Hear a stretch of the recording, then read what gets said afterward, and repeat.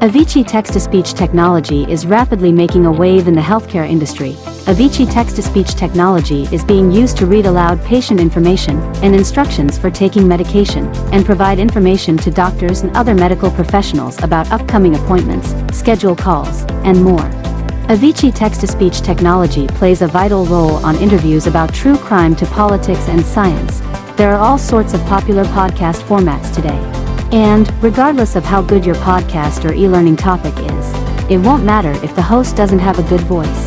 That said, not everyone can have the best podcast voice like an old-school radio anchor or a news presenter.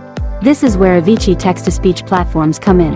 You don't have to record scripted intros, prologues, or epilogues. A natural human voice or an AI narrator can do it for you.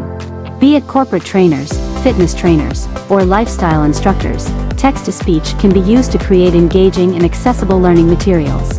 For example, fitness trainers can convert written content into audio-based workout routines and personalized exercise plans.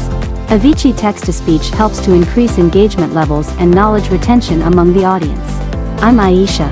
Get started with my voice among others on Avicii Text-to-Speech Studio.